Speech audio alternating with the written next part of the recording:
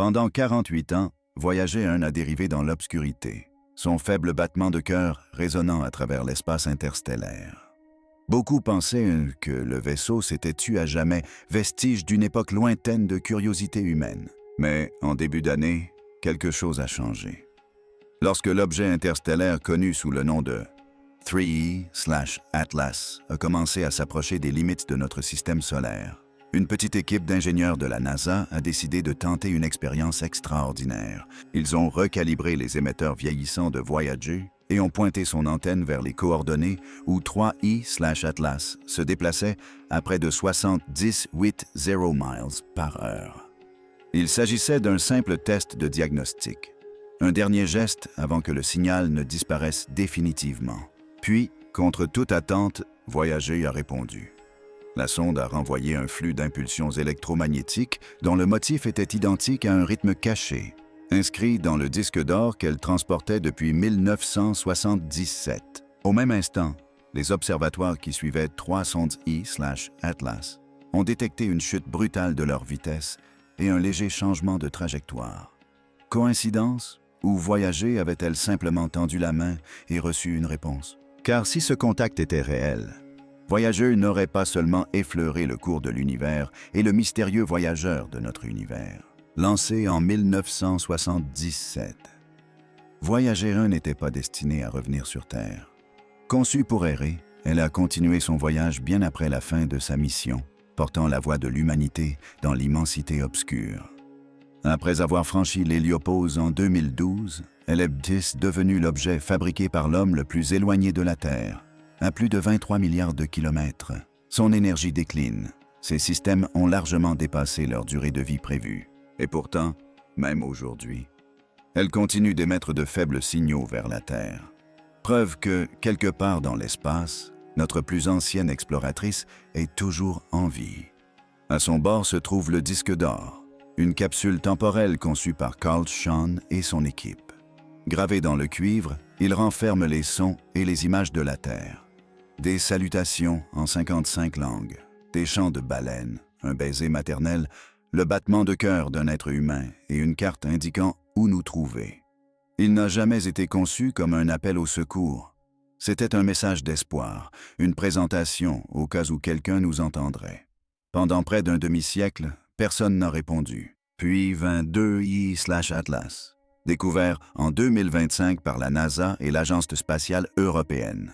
Il s'agissait du troisième objet interstellaire jamais détecté après Oumuamua en 2017 et 2T/Boris en 2019. Contrairement à tout ce qui avait été observé jusqu'alors, 3/Atlas voyageait avec une élégance singulière. Sa queue pointait non pas à l'opposé du Soleil, mais vers lui, défiant ainsi le comportement de toutes les comètes connues.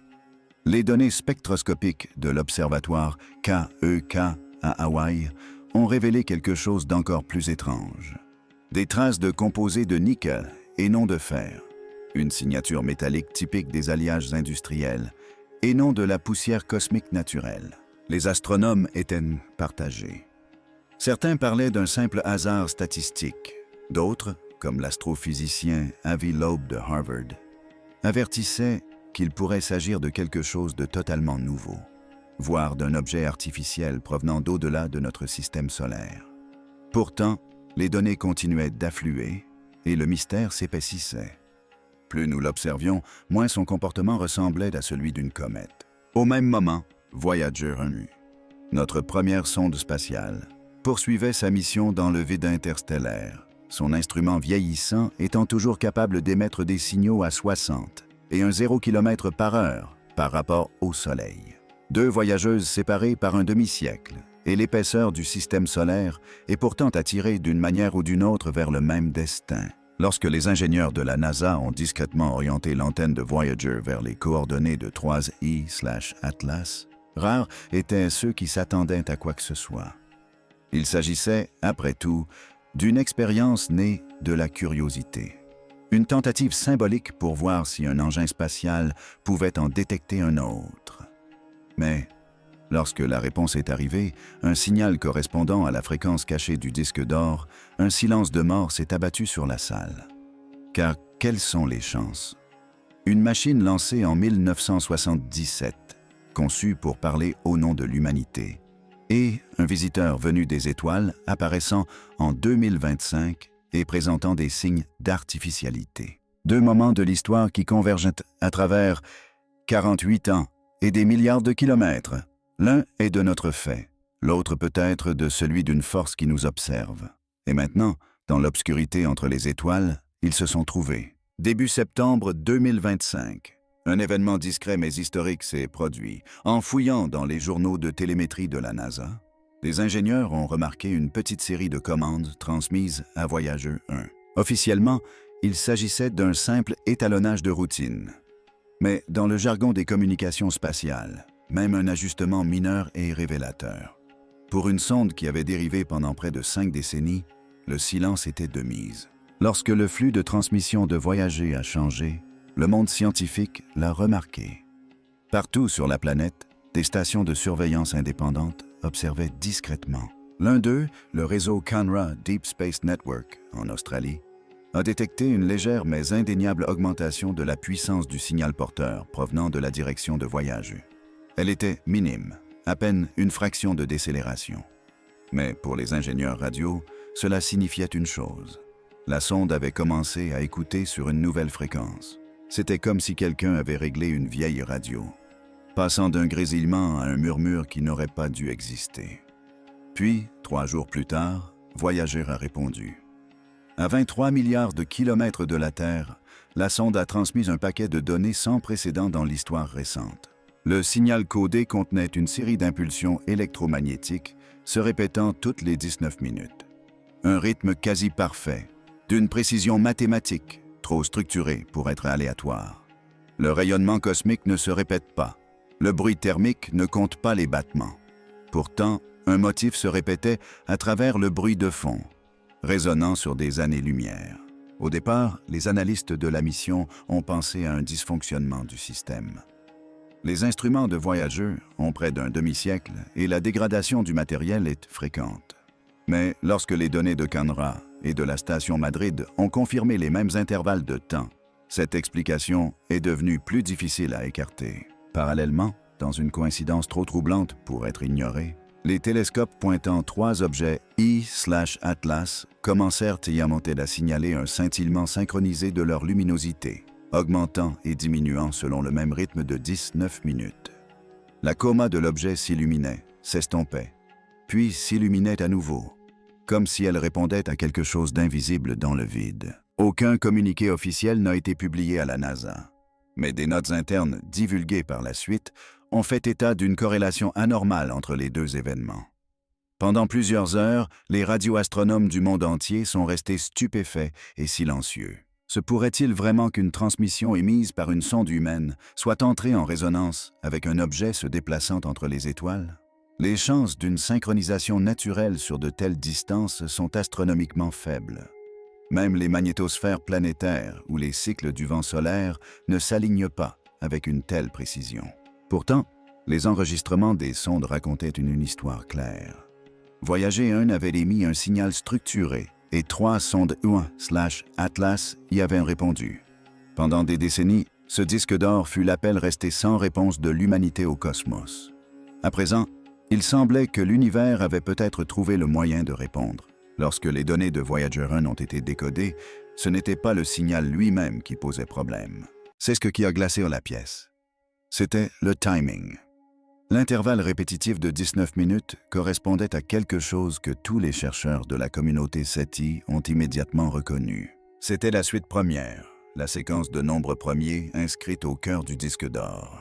Conçue en 1977 par l'équipe de Carl Shahn, ce code mathématique était la façon pour l'humanité d'affirmer « Nous pensons logiquement, nous sommes intelligents ».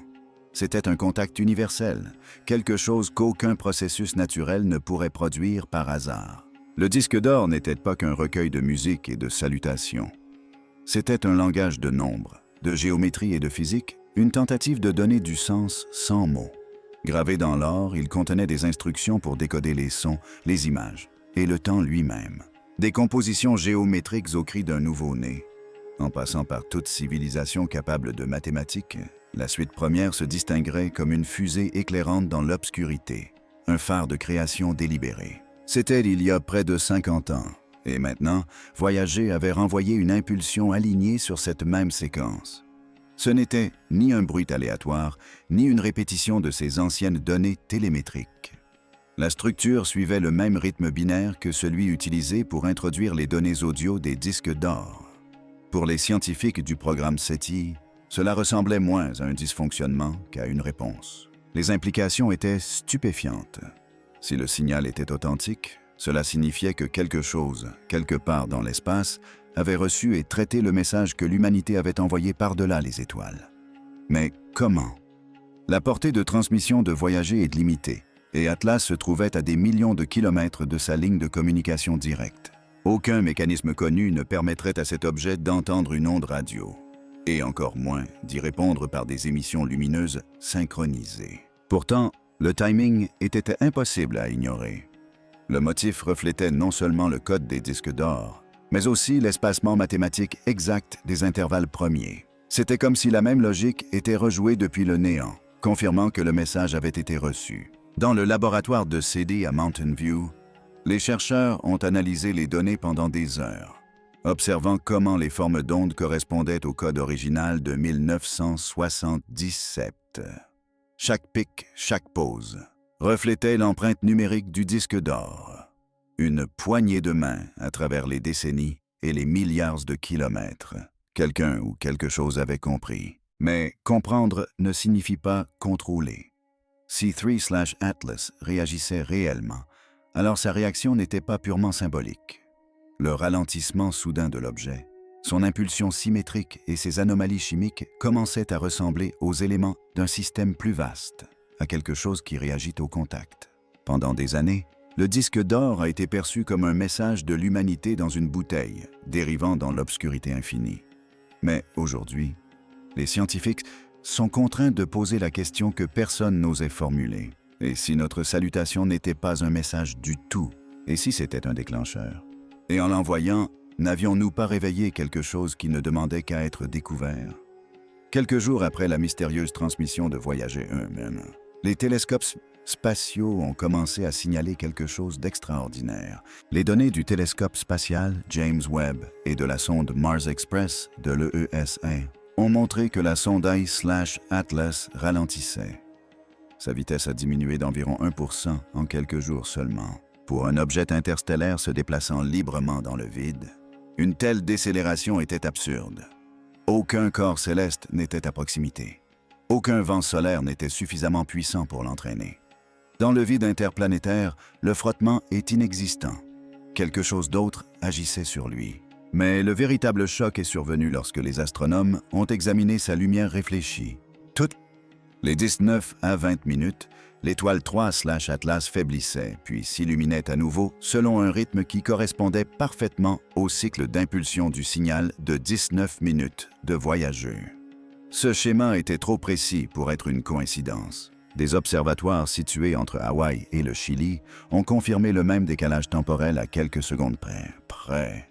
C'était comme si l'objet respirait en réponse à la sonde, sa surface vibrant comme un battement de cœur cosmique. Les chercheurs ont rapidement inventé un nouveau terme pour ce phénomène, la synchronisation miroir. Ce terme décrivait la façon dont le télescope spatial 3/Atlas semblait imiter le rythme électromagnétique détecté par Voyager. Aucun objet naturel n'avait jamais présenté un tel comportement. Les comètes peuvent scintiller en raison de leur rotation ou du dégazage, mais jamais avec une telle régularité mathématique. La courbe de luminosité n'était pas chaotique. Elle était contrôlée comme si un mécanisme interne gérait le rythme de manière délibérée. Au centre de vol spatial Goddard de la NASA, des physiciens des plasmas ont tenté d'élaborer un modèle rationnel. Une proposition suggérait une résonance entre le signal radio émis par Voyager et les particules chargées entourant 3/Atlas, une sorte de boucle de rétroaction du plasma. Mais les simulations ont révélé une incohérence mathématique. L'alignement de phase était trop précis, la dérive de fréquence trop stable. De plus, l'énergie émise par l'objet était plusieurs ordres de grandeur supérieure à celle de toute interaction plasma connue. À mesure que les données affluaient, une tendance plus marquée se dessinait. La synchronisation des miroirs s'intensifiait uniquement lors des transmissions de voyageurs. Lorsque le signal s'interrompait, 3 sondes I/Atlas restaient immobiles. Dès que les ingénieurs réactivaient la télémétrie, la lumière reprenait son rythme. La corrélation était indéniable. Les deux voyageurs étaient en parfaite harmonie, échangeant des signaux silencieux à travers des milliards de kilomètres. Aucune déclaration officielle n'a été faite par la NASA. Mais des journaux internes divulgués à plusieurs réseaux d'astronomie décrivaient ce comportement comme une cohérence optique anormale, potentiellement révélatrice d'une rétroaction non naturelle. En d'autres termes, 3 II/Atlas réagissaient. Pendant des décennies, Voyager 1 avait été la seule voix de l'humanité dans l'obscurité cosmique, une machine qui résonnait encore de notre premier bonjour aux étoiles. À présent, quelque chose là-bas semblait lui répondre. Et si cette synchronisation était réelle, cela signifiait que le plus ancien vaisseau spatial jamais construit par l'homme venait de devenir un acteur d'un dialogue que nous ne comprenons pas encore. Quelque chose d'ancien, ou peut-être d'intelligent, nous avait entendus et commençait à nous répondre. À la mi-septembre 2025, tout s'est éteint. Pendant exactement 42 minutes, le réseau de communication avec l'espace lointain, le système mondial reliant la Terre à tous les engins spatiaux au-delà de la Lune, a cessé de recevoir les données de Voyager 1. Pour la plupart des gens, il ne s'agissait que d'un incident mineur dans une mission vieille de 10 ans. Mais au sein du Jet Propulsion Laboratory de la NASA, ce silence semblait délibéré. Chaque console affichait le même état. Connection perdue. Lorsque le signal est finalement revenu, la NASA a publié un bref communiqué indiquant que Voyager 1 avait subi une panne de communication temporaire. Aucun autre détail, aucune donnée brute, juste une simple ligne sur la page officielle de la mission. Pourtant, au sein de la communauté scientifique, les questions se sont rapidement répandues.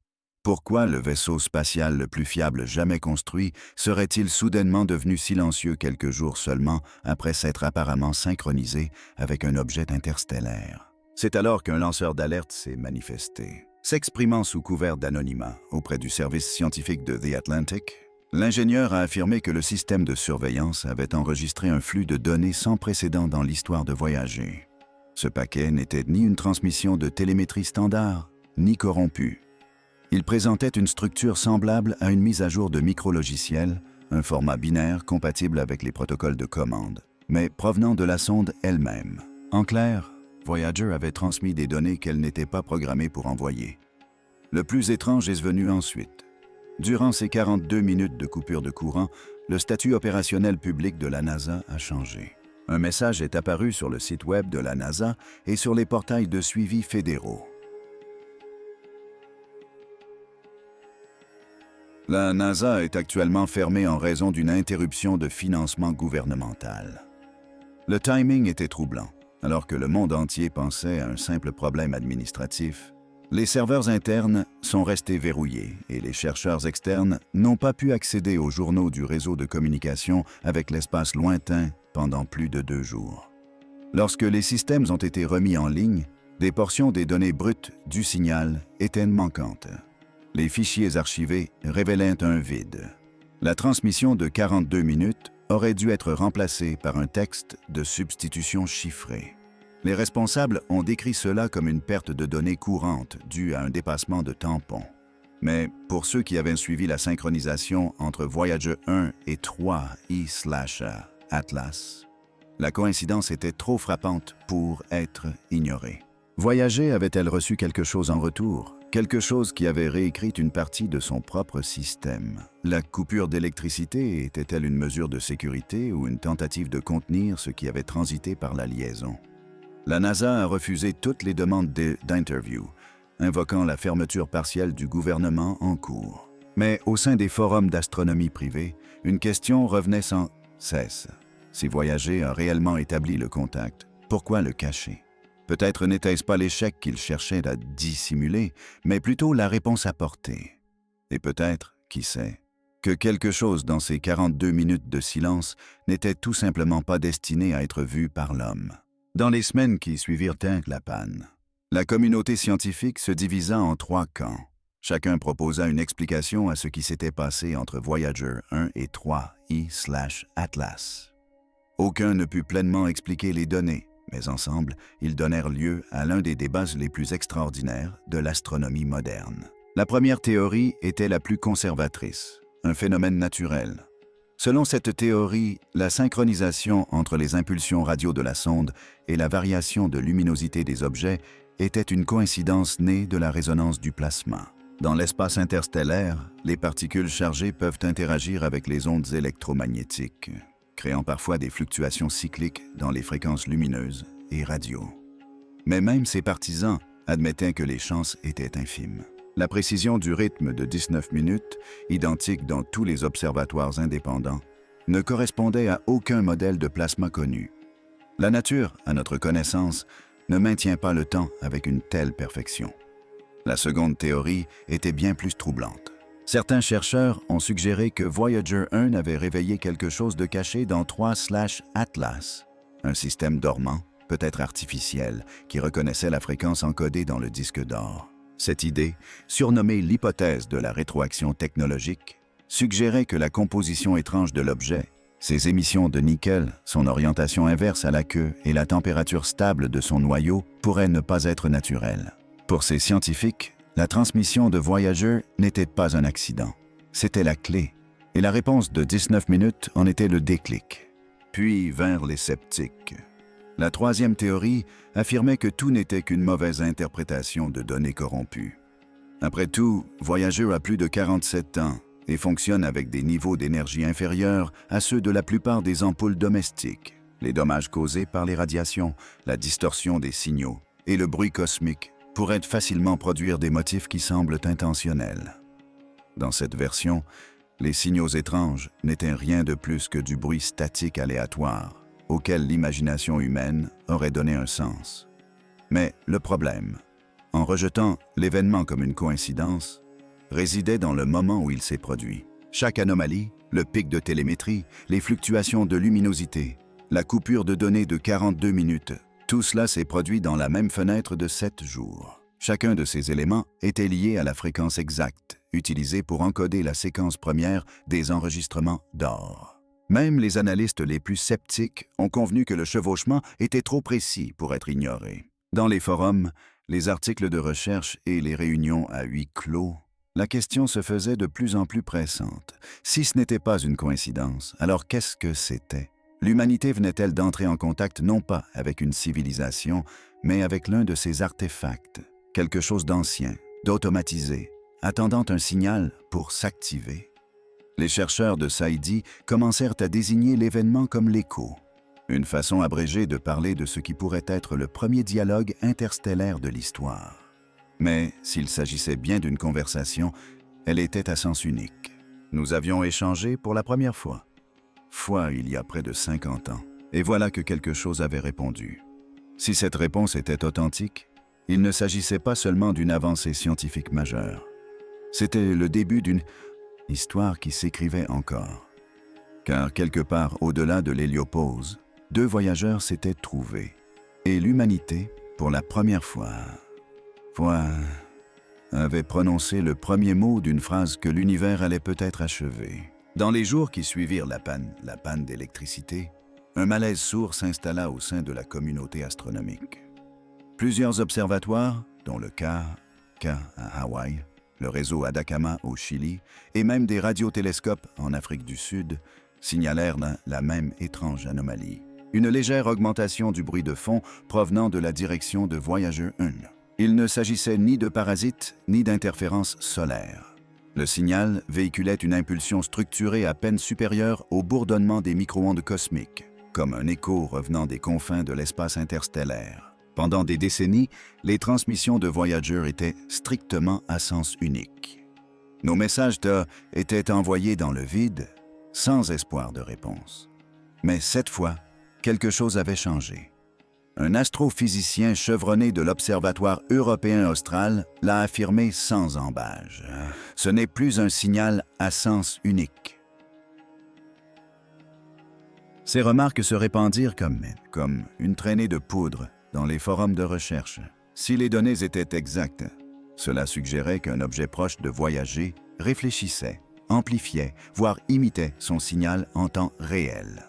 C'est alors qu'est apparue la théorie la plus radicale. Et si 3C/Atlas n'était pas un simple voyageur interstellaire, mais une ancienne sonde venue d'ailleurs. Bien avant que l'humanité n'apprenne à quitter la Terre, sa trajectoire étrange, ses émissions métalliques et ses impulsions synchronisées prenaient soudainement tout leur sens sous cet angle. L'objet ne se comportait pas comme une comète, car il n'en était pas une. Il était à l'écoute. Et lorsque Voyager s'exprima au rythme mathématique du disque d'or, il réagit instinctivement, comme s'il reconnaissait le langage. Personne ne put le prouver, mais les implications étaient stupéfiantes. Si cela s'avérait vrai, cela signifiait que l'univers n'était pas resté silencieux. Il avait attendu. Le disque d'or, conçu comme un message de bienvenue, était peut-être plus qu'un symbole d'espoir pour l'humanité. Il aurait pu être la clé d'une serrure antique dérivant entre les étoiles. Malgré tout, la communauté scientifique s'est divisée. Certains ont évoqué un dysfonctionnement de l'instrumentation à l'origine des données de réflexion. D'autres, comme les chercheurs du SETI Berkeley, ont discrètement entrepris de réanalyser les transmissions spatiales lointaines, à la recherche de cette même faible impulsion dissimulée dans d'anciennes archives. Le débat a divisé les conférences et, à huis clos, les demandes de financement pour des recherches plus approfondies ont été refusées ou retardées. Officiellement, la NASA et l'ESA ont rejeté le phénomène, le qualifiant d'interférence de fond. Officieusement, plusieurs laboratoires ont signalé une augmentation inexpliquée de l'activité à bande étroite aux mêmes coordonnées que 3EIE/Atlas. Pour certains, c'était un sentiment de déjà-vu. La même incrédulité qui avait accueilli la découverte d'Oumuamua, désormais teintée de crainte. Si l'objet était réellement une sonde, sa fonction restait inconnue. Observation, réaction, ou quelque chose que nous ne pouvons pas encore imaginer. Quelle que soit la vérité, une conclusion résonnait dans toutes les salles de contrôle. L'humanité n'était plus seule à observer. Et si l'événement des 3/Atlas était véritablement une réponse, alors nous n'avons pas seulement envoyé un message dans l'espace, nous nous sommes réveillés face à quelque chose qui nous écoutait depuis toujours. Depuis près d'un demi-siècle, Voyager symbolise l'ambition humaine, une machine fragile emportant notre voix dans l'immensité cosmique. Elle était censée dériver à jamais, s'évanouir doucement dans l'éternité. Mais aujourd'hui, cette même machine se trouve au cœur d'un mystère que nul ne peut expliquer. À travers des milliards de kilomètres, un objet nommé 3A/Atlas, se déplaçant avec une précision impossible et une chimie surnaturelle, a commencé à réagir à notre fréquence. Son rythme correspond au nôtre, sa lumière suit notre pouls, et son silence semble intentionnel. Certains disent que c'est une coïncidence, un tour de passe-passe du plasma et de la distance. D'autres murmurent qu'il s'agit du premier signe de contact d'un dialogue interstellaire entre des créateurs séparés par le temps et la lumière. Peut-être que le disque d'or de Voyager, destiné à faire découvrir l'univers à l'humanité, a enfin atteint un public capable de le comprendre, ou, pire encore, de le réveiller. Nous avons toujours cherché des réponses dans les étoiles. Mais que se passerait-il si le ciel commençait enfin à nous regarder en retour?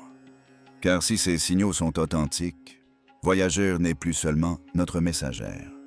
Elle est notre miroir, le reflet d'une curiosité qui a peut-être réveillé quelque chose d'ancien. Il ne nous reste donc qu'une question. Si l'univers nous a vraiment entendus, se prépare-t-il à répondre ou se contente-t-il d'observer nos prochaines actions? Laissez un commentaire ci-dessous et abonnez-vous à MindGap. Car parfois, le plus effrayant n'est pas l'écho que nous envoyons dans l'obscurité, mais plutôt lorsque cet écho commence à se souvenir de nous.